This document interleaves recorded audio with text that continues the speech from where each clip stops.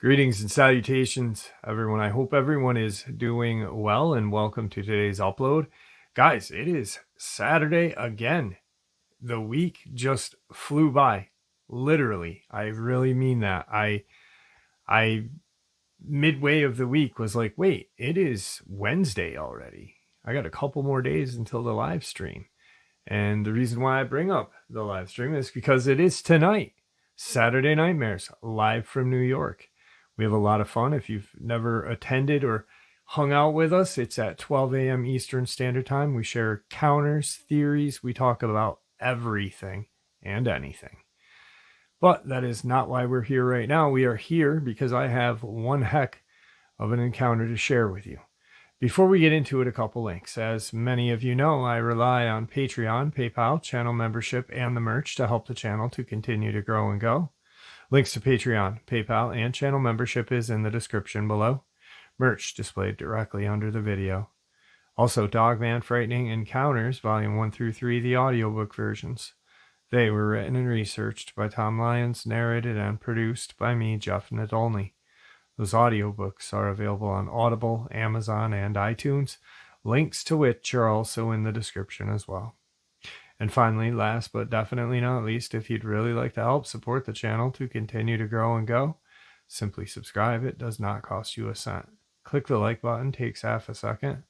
If you don't want to miss out on any of the informative uploads that I put out daily, click that bell icon, and folks, please leave a comment.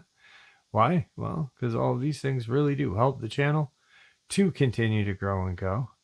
And yes, folks, they definitely do matter. Now, everyone, I have taken far too much of your time. Let's jump in to today's upload, shall we? Today's one and only experience. Just so that you have an idea of my background knowledge and experience, I grew up all over the rural southern United States, from the Appalachian Mountains to the swamps, backwoods, and bayous of the Deep South, where I spent most of my free time deep in the woods up until my early 20s. I spent a lot of my time hiking, camping, hunting, and fishing, and I've always felt at home and at peace, miles from nowhere. The more remote, the better. I'm well educated. I have a degree in the field of science, and I've seen a variety of wildlife like coyote, wolves, panther, and bear in the wild. When I was about 17 years old, my family moved to the Florida Panhandle. The woods in that area and around my house went on for many, many miles and are only interrupted by the occasional creek, river, country road, and farm. There really are miles of woods to see and very little traffic out there. I was told by the locals that the area around my home had a special significance to the Native Americans, and on a few occasions people alluded to things being odd in the area, but no one ever told me anything specific. If anything, the few who seemed to know anything got weird and quiet if I pressed them about why they made remarks about the woods, so I dismissed it and lived my outdoor life as normally as I would.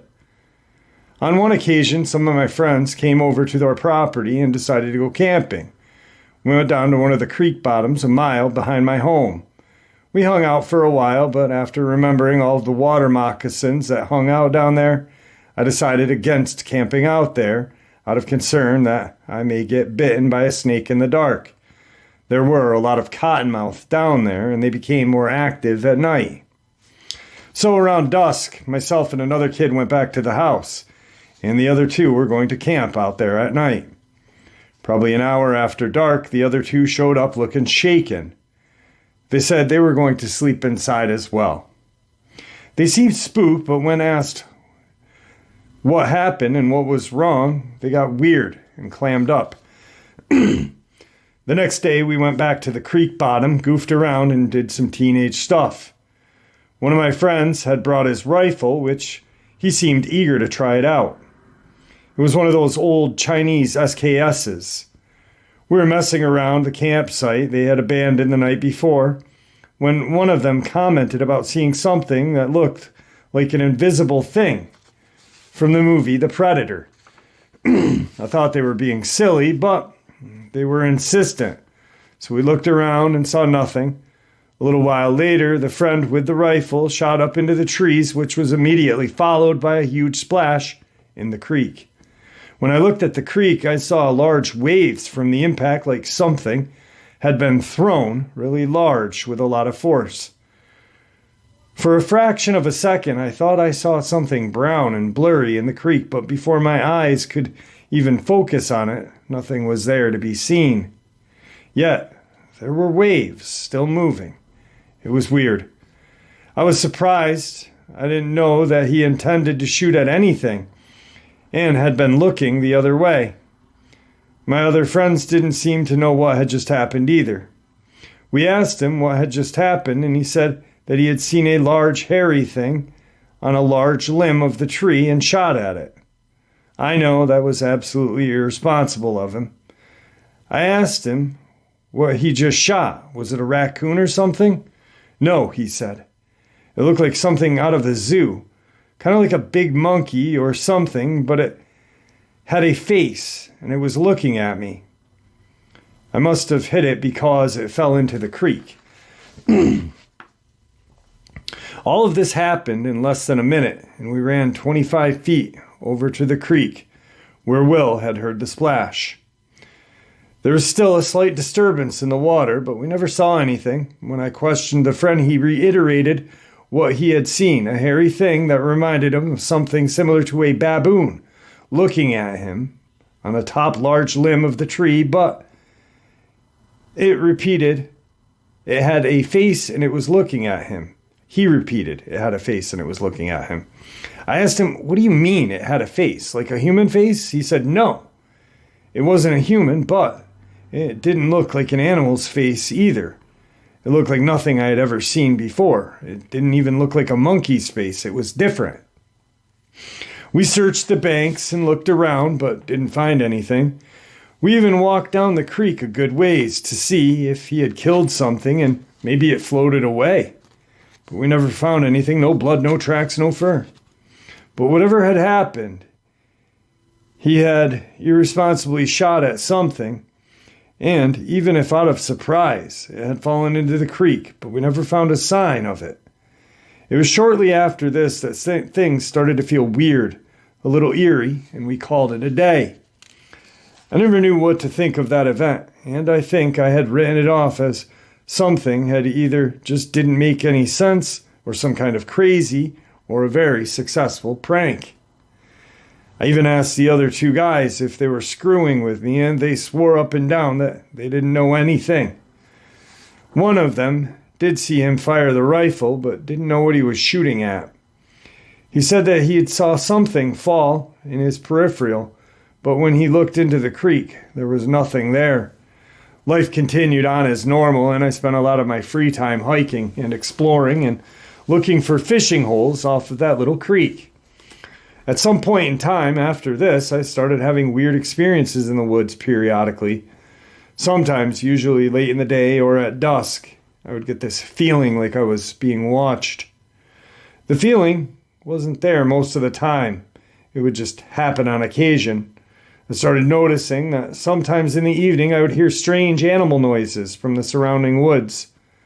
A few times it sounded like blood-curdling screams. Once it sounded like the roar, and a few times it sounded like some type of odd bird-like cry, similar to that of a peacock. Being familiar with animals, I always tried to deduce what animal had made this various noise. I concluded that the screams must have been a panther, that the roar was a bear, but peacock noises made no sense. There were 3 neighbors within the next mile and a half on that isolated road, and none of them had peacock. Then late one evening, I heard more of an intimidating scream than before. It just sounded bizarre and caused me a sense of fear and dread. The scream sounded like a woman being murdered. I don't know how else to describe it. It was high-pitched, shrilly and loud, but it seemed too loud and lasted far too long to be a human. I figured it must have been a panther, but it didn't feel right and sent chills down my spine. It was during this last bit of twilight before total darkness, and I heard my ass back home. Sometime after, the occasional sense of being watched and followed began to feel stronger and more malevolent. On a couple of occasions after, when I was out in the woods, I felt that I was not just being watched, but I was being hunted, and that my life was in danger. I never saw or heard anything. The woods were always silent when this happened, and I always quickly made my way home, but made a point to walk, as I felt running may trigger a predator like a panther to chase me, if that's exactly what it was. Whatever it was, it felt like I was in imminent danger of death. It was a consuming feeling like nothing I had ever felt. One day during this time, my little brother and his friends came running excitedly to me and told me that two of them had seen a bear. Being that this area had been heavily hunted for many years, there are not supposed to be any bear anywhere near this part of Florida. I asked them what they saw. They said that they had turned around and had seen the hind end of something walking on all fours out of the edge of the forest. They only saw the very end of the creature and could only see the upper part of its back legs and its back right above its legs. They said that it was brown, it had hair, and it was far much bigger than a dog, so it must have been a bear. Again, there are no bear known to exist anywhere near here. At some point after this, I was out hiking again one day, and I made a point to bring my shotgun loaded with number 4 shot, which is the largest pellet that I had. I began carrying it while hiking as a precaution to whatever was out there. I was still leaning towards the panther. I didn't know what else it could have been that would stalk a human and go undetected. I had noticed that the strange feelings and various strange sounds seem to happen around dusk or at night, so I started making a point to get back home well before dark. This time I had stayed out a little too late. Dusk was beginning as I'm making my way home when I felt it again. Something was watching me. No, it felt like it was definitely after me. The level of fear and the senses that this thing triggered were completely different than anything I had ever felt. I knew I was being stalked, but I couldn't see or hear anything as I made my way home. Whatever the thing was, it seemed to move with me as I walked hundreds of yards, but the feeling had only grown stronger. I felt like my life was in peril. Like something was about to lunge out and kill me. Every hair on my body seemed to stand on end. I felt certain that whatever it was, a shotgun was not going to stop it. Despite the terror I was feeling, I forced myself to stop and scan the woods, looking at both the ground and trees, thinking that I may see the panther nearby readying itself to pounce. There was nothing that I could see or hear. Everything was deathly quiet. It was about this time that I first remembered my inner voice saying, "Don't go, go, don't stop," My inner voice saying something like, "Don't stop, go, quick, don't run." I started praying as I was walking toward my home. In every fiber of my being, I felt this sense of malice and intent. Whatever this was, it wanted to kill me. I felt sheer terror, dread, in a way I'd never felt in my 17 years of life. Remember, I grew up in very rural areas full of remote, isolated spots. Those places were where I felt the most peace. Animals didn't scare me, but whatever this was, it did. That feeling was terrifying and consuming. It was all that I could do to walk home clutching my useless shotgun, praying to God to protect me. And he did. Usually, when I got within 200 to 300 yards from the house, the feeling would subside. This time, the feeling followed me right up to about 50 yards from the house.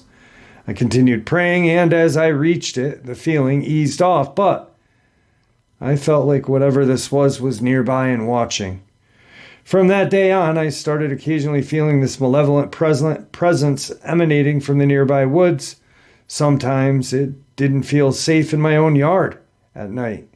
I remember one time when I walked into the backyard and heard the scream again. It sounded like a woman screaming in terror, only extremely loud, and it lasted too long to be a human. And then it transitioned to something like a baby crying, but the crying changed and became distorted and twisted, and it just felt and sounded like something that was wicked, and it was trying to frighten me. From that point on, I avoided the woods, especially while alone or in the evening. I turned to partying, trying to push the events from my mind. A year or two had passed without incident, and I had gotten too relaxed. Sometimes I'd get the occasional itch to go for a stroll at night. The moon was mostly full. The sky was clear with lots of stars. It was a bright, beautiful early autumn evening. I still had enough apprehension to stay out of the fields and woods, especially alone at night, so I decided to go for a walk down a rural country road. It was probably midnight. I'd walked several hundred yards down the paved road, cut across the corner of someone's cow pasture to get to the dirt road. I'd gone through an electric fence and had made my way about 50 yards through a pasture when I heard something moving in an adjacent cornfield in the opposite side of the dirt road from that pasture. I stopped and listened and heard the sound of something big moving quickly through the corn rows. At first, I thought it may be a deer until I realized the steps and movements sounded bipedal and large. Several times it moved and then paused, then moved through the corn quickly again. After hearing that movement several times, suddenly the sound of movement was followed by the sound of a rabbit squealing. I instinctively crouched, peering into the darkness. Up until this moment, I had only been curious as to what kind of animal I had gotten close to. I had no way of fathoming what it was about to step out. I saw a large bipedal figure walk out of that cornfield. It crossed the dirt road, stepped over the electric fence mid-stride without a pause or effort. In the bright light of the moon and stars, I could make out some details. Its head had a significant wolf-like feature. A long snout and pointed ears. It was much taller than a human. I'd say 7 feet. Possibly a little more. And it walked, leaning forward with its shoulders hunched forward, like it was slightly crouching. It was covered in fur, but the fur seemed thinner or shorter on much of its torso and arms. I remember noticing that it had very lean and powerful muscular build to this thing. Its arms seemed unusually long and hung low as it moved, and it clutched something in one of its arms. I couldn't make out its color because of the limited light, but it appeared to be very dark. I even noticed a tail or whatever. It had doubled knees. These creatures are often portrayed having. Despite being a semi-bright night, a lot of its body from its waist down was obstructed in shadow. It crouched on the ground, clutching its rabbit in both hands. And I started hearing a wet crunching noise and realized that it was eating the rabbit. It was squatting low to the ground, holding it in both hands, eating it like you may eat a fried chicken drumstick and thigh with 2 hands. At this point, I guess it couldn't have been more than 40 yards from me. It's hard to remember details you don't think about for many years. I had on camouflage jacket, jeans, and I remember trying to make myself as small as possible, crouching and hoping that it didn't notice me when it paused and sniffed the air as if it had smelled something. Then it raised its head and sniffed the air again. It was at this moment I thought, shit, I hope it's not smelling my scent. At that moment, it looked directly at me and emitted a low guttural growl. I swear its eyes flashed red, something I had never seen an animal do without light reflecting in them. It was less bright than when a light reflected directly into the animal's eyes, but distinct enough I could see the red eyes briefly flicker in the darkness. This didn't appear to be reflected light. It appeared to come from within this creature for a split second and then disappear. Bizarre, I know. Looking directly at me, the creature stood up like it was challenging me and growled this low guttural growl that I heard from 40 yards or less away. At that moment, I felt fear overwhelming me. I had this overwhelming urge to haul ass back to my house, but something inside, something told me not to run, that if I did run, it would catch and kill me. When I previously told you about all of this, I said I felt hunted, and I felt the sense of an unnatural terror, like my life was about to be forfeited, and very suddenly and violent. Well, now, it was like I was looking at the source, eye to eye. Somehow I knew that this creature was bad, a very wicked thing, and far more powerful than me. And something like an inaudible voice kept telling me that if I ran, I would forfeit my life. Walk, don't run, pray, stay calm. These thoughts kept going through my head, but they were not coming from my conscious mind. I slowly backed out of the field, never turning my back to this creature until briefly when I had to cross the electric fence. Even then, I tried not to turn my back completely to it and keep one eye on it. At this point, it had moved deeper into the shadows of the pasture and was moving parallel to my direction. I would occasionally hear it move through the field, still staying parallel to me as I began to walk down the paved road toward my house. As I moved down the blacktop, I came to a section of woods with no homes or lights nearby. I had to walk through at least a few hundred yards of wooded road to get back to my house, and there was only one house on that way. No lights anywhere, nothing but woods. The thing tracked alongside of me the whole way, moving through those woods in darkness with absolute ease. Occasionally I would hear a branch crack or a swish of vegetation, and a few times it stopped to growl that low guttural growl at me. It's odd how I could hear its growl. I don't think I would have heard a dog growling at that distance. The entire time, I felt this overwhelming sense of dread, fear, and inescapable death. I continued to listen to this internal voice and prayed hard the whole way. I kept telling myself to walk, not run, and to pray. I prayed. Oh, did I pray? I don't know if it was the voice of my intuition, but I somehow knew with absolute certainty that if I did run, this thing would kill me. There was something symbolic about the act of fleeing from this evil, and I knew if I did, everything I knew was over. As I walked through the dark wooded stretch of road, I remembered wondering if any of my remains would be found, and if so, would they be able to claim it? I kept feeling like I was going to be killed at any moment. Time seemed to drag on. It seemed to take forever until I got close to my house. I finally reached my driveway and even walked backwards up the hill to my house because I did not want to turn my back to this thing. Sure enough, it was across the road from my home, growling from the edge of the tree line and brush. I finally bolted when I got 10 yards from the door. I ran through the house, locking the doors and grabbing my old shotgun, even though I felt certain that the small game loads I had in it wouldn't do a thing but upset this creature even more. I was too afraid to look out the windows as I knew it was outside and feared seeing it looking back at me through my windows. That feeling this thing gave off was not just a dangerous one. It was an evil feeling, a feeling like a wicked, unnatural thing. I sat in my room and prayed, if memory serves, until dawn broke. A few weeks or months later, sorry I can't remember the specifics, my little sister came downstairs sometime around or after 1 a.m, white as a ghost and panic-stricken. She was terrified. You could see it all over her face.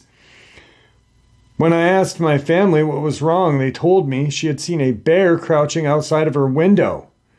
She had woken up with a terrible feeling and knew something was watching her sleep, and when she looked out her window next to her bed, she saw a bear with large red eyes staring at her. My sister slept in a bedroom on the second floor, but the garage adjoining that part of the house was one story. Something had climbed on that roof of the garage and had been intently watching her through her window. I asked her point blank if she was sure it was a bear. I could tell she was terrified and didn't want to acknowledge something. She responded with, "It was covered in hair, had big red eyes, and was staring at me while I was sleeping through my window. I was asleep when I woke up with a feeling of terror. I knew something was watching me, and it felt bad." I'm paraphrasing, as this was many years ago, of course. I was generally afraid to go outside and even back in the woods around my house after that, but when I did summon up some courage, I would periodically have to abruptly stop hikes in the woods near the house. Everything would be fine, and then I would suddenly become overwhelmed with this ominous feeling that I was living on borrowed time. That creature was stalking me, and it was going to kill me. I almost always left immediately, feeling like the shotgun in my hands that I was carrying was useless. On multiple occasions, when this had happened, I felt the inner voice again, telling me to leave now, walk, don't run, and pray. On a couple of occasions that I lingered momentarily scanning the woods for this creature, and I never saw anything, but it felt like it was growing closer and danger grew more imminent, so I always left. It was around this time that I found someone's white domestic rabbit hanging from a tree branch in the woods, disemboweled, with its eyes plucked out. It was hanging from a branch, maybe 5 feet off the ground. It struck me that it was like it was meant to be seen or found, as if it was placed highly visible location right behind someone's property line, eye level, at the edge of the field, beside the woods where this thing seemed to frequent. It just seemed significant. It was about that time that I learned the Native Americans lived on a nearby adjacent property who were reputed to use blood magic. That was evil and bad stuff. It is evil and bad. I was told by another Native American who told me to stay away from them. I am part Native as well. We lived near a reservation, and multiple natives had told me about someone who they knew was a shapeshifter. Someone who had reportedly demonstrated their ability to shift into animals, and they had ties to this family. A few times someone told me something like that. They always acted like it was a taboo thing and they shouldn't be speaking about it. I don't know if that's relevant, but it feels like it all may be connected. A couple of years later, a friend of mine came to pick me up and take me to the nearby city. We pulled out of my driveway after midnight, and right down the road from my house we saw a pair of huge wolves standing a few feet from the road, calmly watching us, even staring at the car from a few feet away as we passed. Their presence and behavior seemed and felt very unnatural, and my friend who had grown up here freaked out as well. He was pale, sweaty, and started stuttering, telling me, "Those are wolves. Those are huge." The only wolves in Florida are a few red wolves, which almost always look like large coyotes. They have a reddish-brown coloring and are very small for a wolf. These individuals were silvery gray and black, and I guess they could have weighed somewhere between 180 to 200 pounds. One was smaller than the other, and when I looked at them, I instinctively knew they were a pair, male and female. The red wolves aren't present anywhere near this part of Florida's panhandle, and this was something entirely different. I questioned my uncle, a state biologist and outdoorsman, and he told me there were a few red wolves in Florida. They were nowhere near that size, and there were none around here. Similarly, there were Similarly, I hate that word. Sorry. There weren't any with red eyes, roof-sitting, window-peering bears in the area, as all of the bears in the area had been hunted out many years ago. I don't know what the true nature of what I experienced was, but it always left me with a sense that it had a very strong supernatural element. Yes, these things had physical forms, but there was something more, something supernatural. My friend knew something, but he was too terrified that all he would tell me is the natives in the area and that part of the woods was special to them, and he always got a terrified look, clam up, and change the subject. He used to have a house in that immediate area and said strange things happened there. Something bad around the house and something in those woods. He said that their house mysteriously burnt down one day while no one was home. They had to rebuild it, and it caught fire and burnt down a second time while no one was home. Whatever happened spooked him so much, they ended up buying a new home many miles away, and he was spooked to even think about it. When locals told me of natives who reportedly were shapeshifters, I began researching and learning that many tribes had beliefs in dark magic that would allow them to transform into something much like a skinwalker. These rituals are always dark rituals that involve blood, sacrifice, and some other dark or evil deeds. After that, I just stayed completely out of the woods around my house and didn't walk further than the barn behind the house at night. There will still be several incidents, more loud, piercing screams at night. Once or twice I heard a baby crying out in the woods during the middle of the night, as I thought to myself, that is no baby. Something's trying to lure me out there and mess with me. The sound changed from the very distinct sound of a baby into something wicked and unnatural, almost like an evil, twisted mockery of the sound of a baby crying.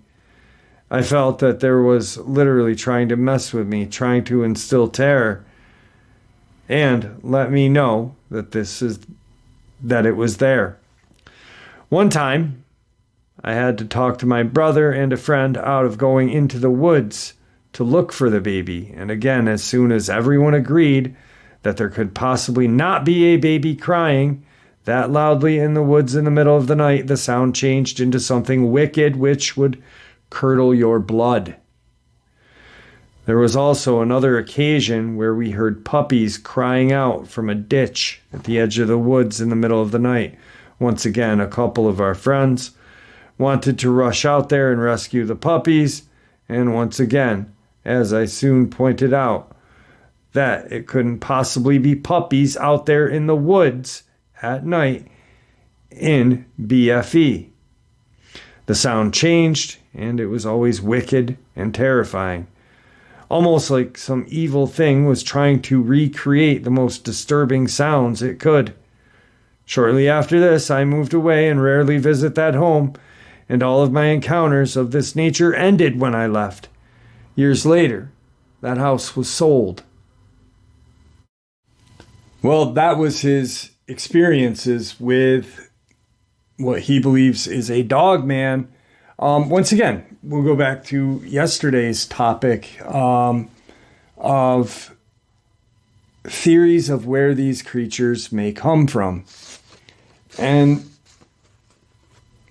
demonic / religion, portal may be here for centuries. You know, there's supposed historic documentation of them going hand in hand with humans over the land bridge between Alaska and Russia. And transformation, you know? And I like how he worded that, much like Skinwalkers, because obviously Skinwalkers is the name for the Navajo. Navajo black witches, dark witches that practice black magic. Shapeshifters, all Native Americans have their own version of the Skinwalker, but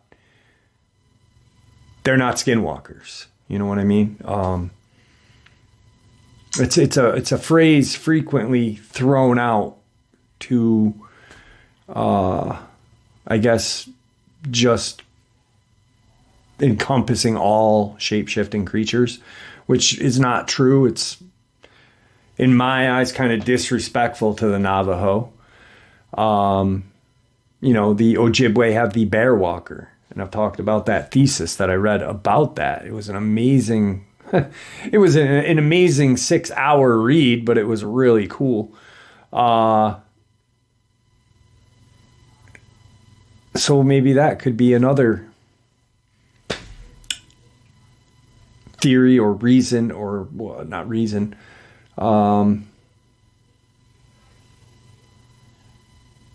Explanation of where these things come from. Anyway, there's more to this, but not encounter. This is very interesting, and I like that he attached this.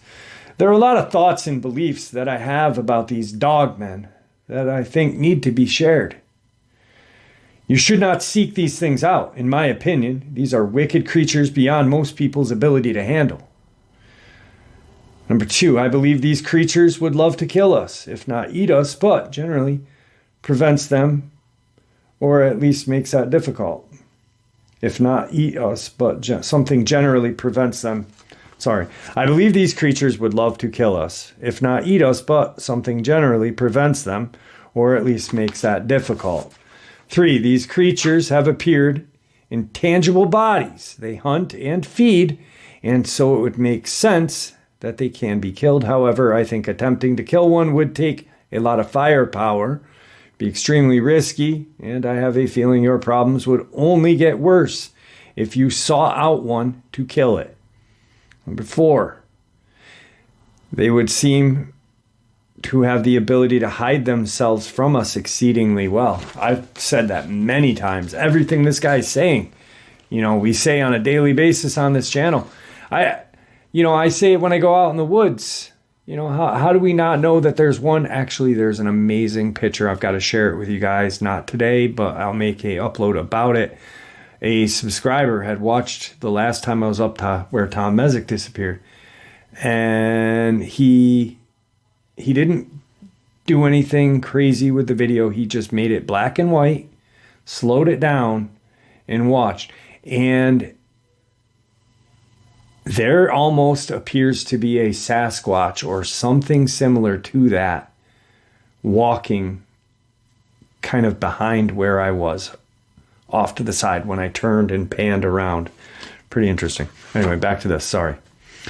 Number 5, along with their ability to go unseen, they also seem to be either so evil that their presence creates a supernatural terror, or B, they have the ability to project terror. I had never felt anything like this in my life. It was not a normal emotion.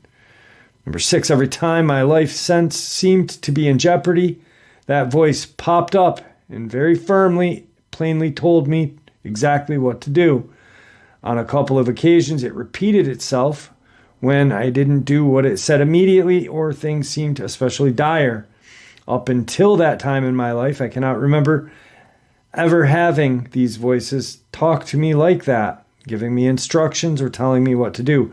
Personally, I think it was God or your guardian angel. Just right there, an amazing sentence. Just, wow. Just right there is powerful. If you really think about how powerful that statement is. Whether it's praying or rebuking something in the name of Christ, sincerely turning to God seems to offer protection from these things. I've heard more than one person praying aloud or even rebuking them in the name of Christ has great effect. I would encourage any Christ-filled Christian who is troubled by Dogman to react as if it was an evil spirit. Good advice. Good. We all need faith. But there was another, I don't even want to call him researcher, channel, whatever, actor.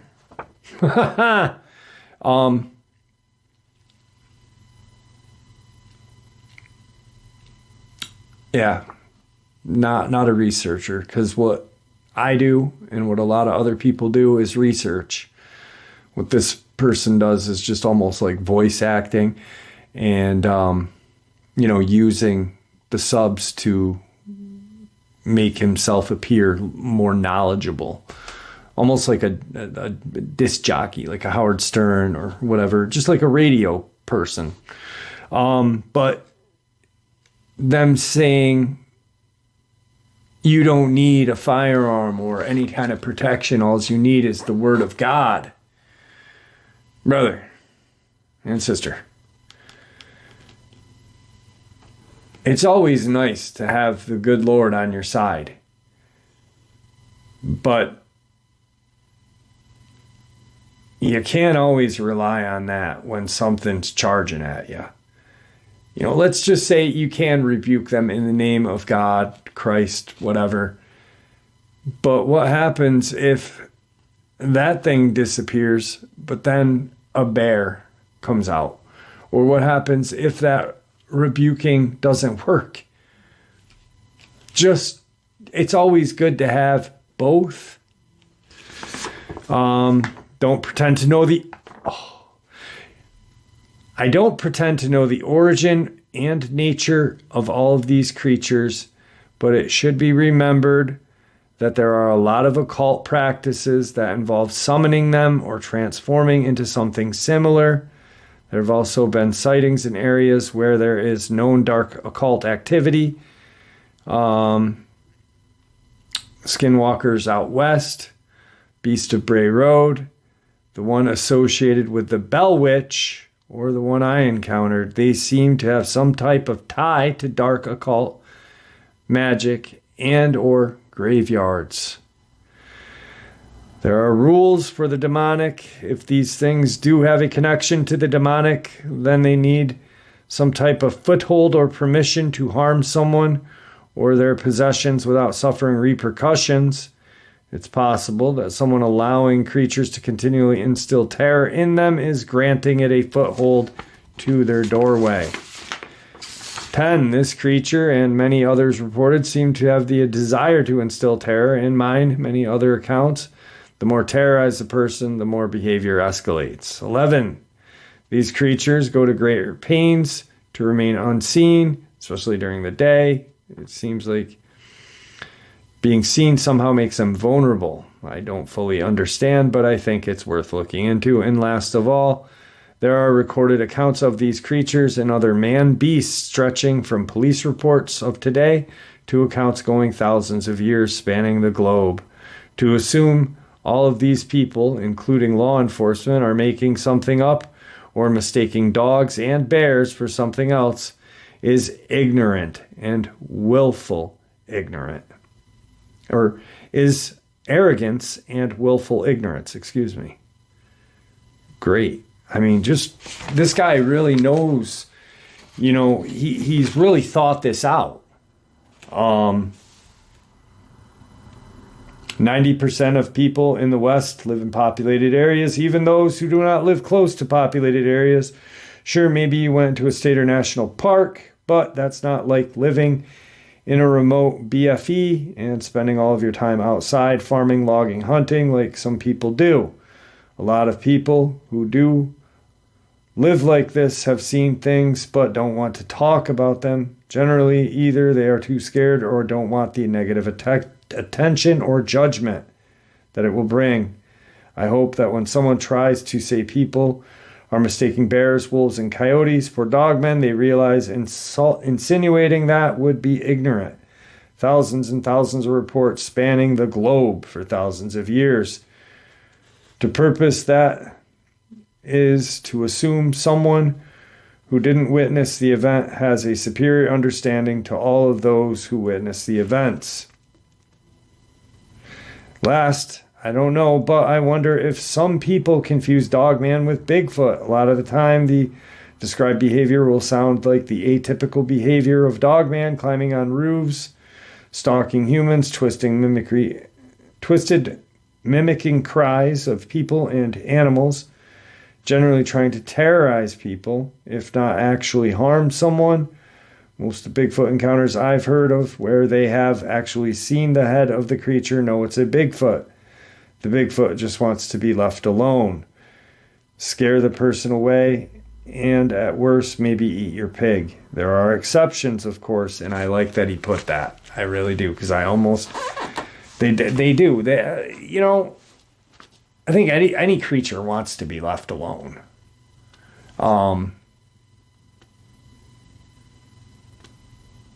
But there are occasions when they do come in and they cross that threshold to instill terror. Dogman, on the other hand, from things I've experienced, there is nothing good about it. It is very sentient and cunning. Sentient and cunning. Yeah, I mean, I agree with a lot of what he said.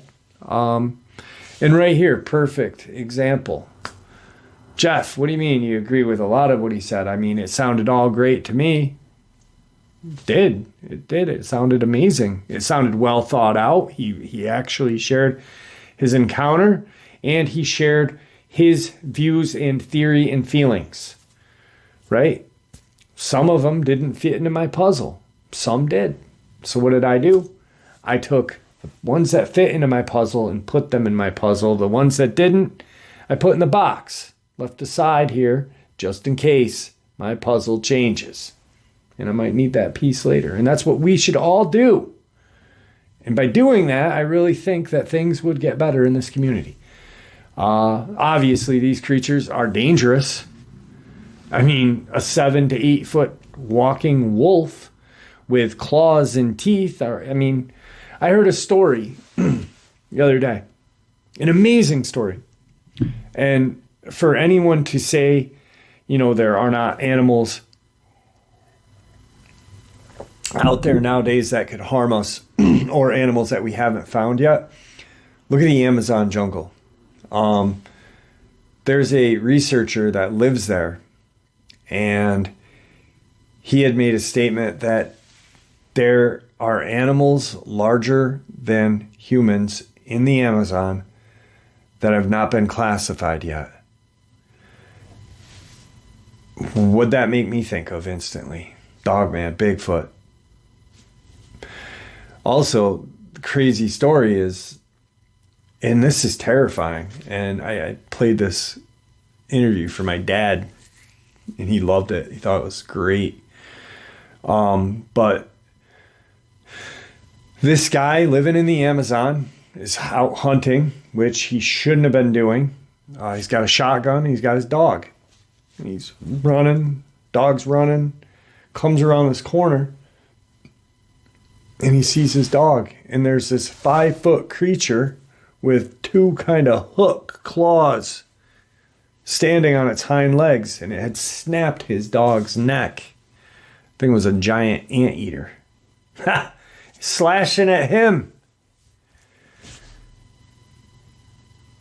That's a monster. If you didn't know what that thing was, and it was almost dark, and you saw that thing, and it did that here, that's a monster.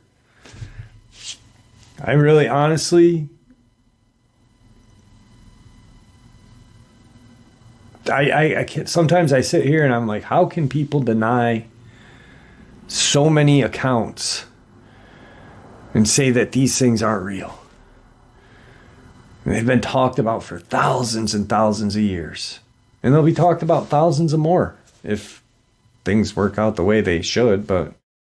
And there you have it, folks. I hope you all enjoyed today's upload as much as I enjoyed sharing it with you. I also hope to see you all at tonight's live stream, 12 a.m. Eastern Standard Time, Saturday Nightmares, live from New York. Guys, thank you for supporting the channel. It is your support, after all, that keeps the channel growing and going. And honestly, what gives us all a place and a chance to share our experiences and theories judgment-free, just simply treated with the respect we all deserve. Everyone, please stay safe, happy, healthy, and ever vigilant, keeping an eye on our children, our pets, our family, and friends. These creatures are real. They are out there and dangerous.